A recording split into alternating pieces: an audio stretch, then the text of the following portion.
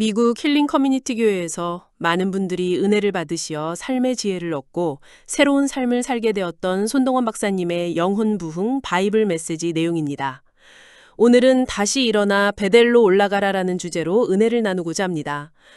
손동원 박사님께서 이렇게 말했습니다. The Christian life is a journey back to God, a return to the place where we first met Him. 이 말씀은 우리가 하나님과의 첫 만남을 기억하며 다시 그분께로 돌아가야 함을 일깨웁니다. 이 말씀을 통해 오늘 주제를 깊이 생각해 보겠습니다. 네, 참 은혜로운 말씀입니다.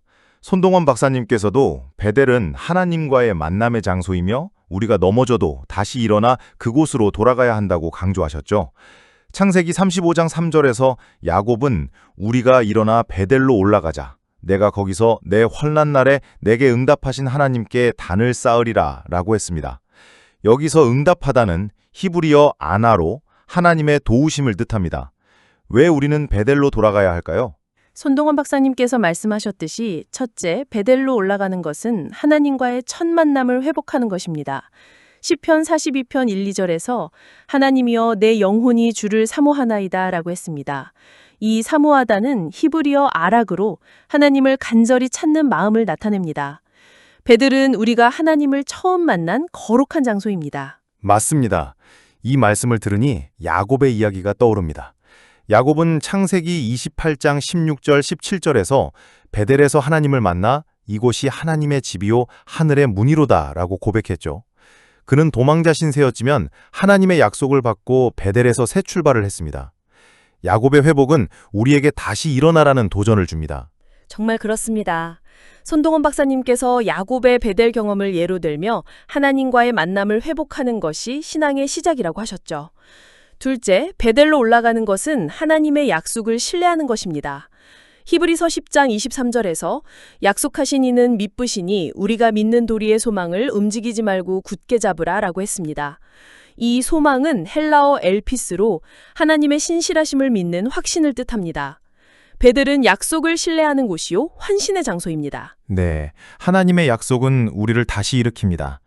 여호수아 1장 5절에서 하나님은 여호수아에게 내가 모세와 함께 있었던 것 같이 너와 함께 있으리라 라고 하셨습니다.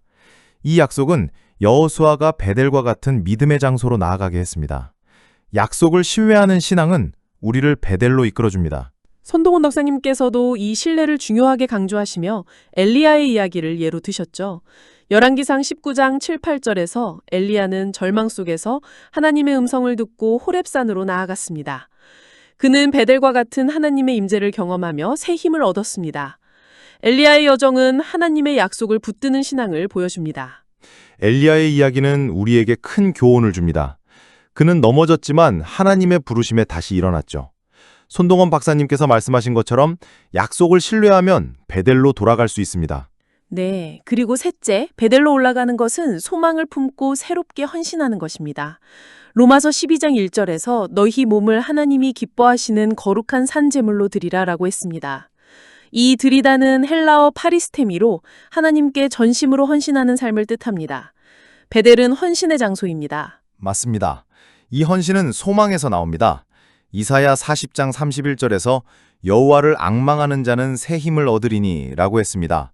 이 앙망하다는 라틴어 스페로와 같은 맥락으로 하나님을 소망하며 기다리는 자세를 의미합니다.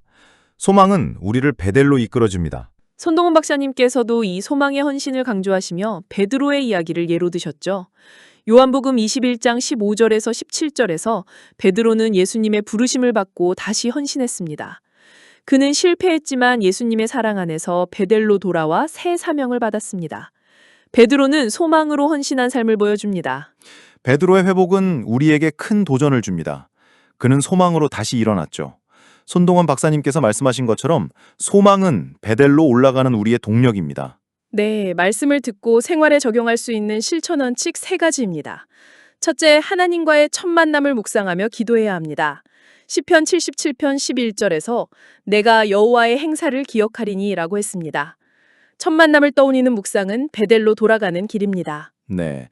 둘째, 하나님의 약속을 믿으며 말씀을 붙들어야 합니다. 여호수아 1장 8절에서 이 율법책을 내 입에서 떠나지 말게 하라 라고 했습니다. 말씀을 묵상하며 약속을 신뢰하는 것은 베델로 나아가는 힘입니다. 네, 그리고 셋째, 소망을 품고 이웃에게 헌신해야 합니다. 갈라디아서 5장 13절에서 사랑으로 서로 종노릇하라라고 했습니다. 소망으로 헌신하는 삶은 베델의 은혜를 나누는 길입니다. 네, 이 실천 원칙들은 손동원 박사님께서도 늘 강조하신 삶의 지침입니다. 베델로 돌아가는 삶은 하나님께 영광을 돌립니다. 이제 결론을 맺겠습니다. 예수님께서 요한복음 10장 27절에서 내 양은 내 음성을 들으며 내가 그들을 알며 그들은 나를 따르느니라 라고 말씀하셨습니다. 이 말씀은 우리가 베델로 돌아가 주님의 음성을 따르는 삶을 살아야 함을 보여줍니다. 오늘 손동원 박사님 바이블 메시지 들으시는 여러분, 이 말씀을 마음에 새기고 다시 일어나 베델로 올라가시기를 예수 그리스도의 이름으로 축복합니다. 아멘. 자, 이제 기도드리겠습니다. 하나님, 우리를 베델로 부르시는 주님의 음성에 귀 기울이게 하셔서 말씀으로 약속을 붙들며 소망으로 헌신하게 하셔서 이웃과 은혜를 나누는 삶을 살게 하셔서 이 모든 말씀을 주님 되신 예수 그리스도의 이름으로 기도드립니다. 아멘.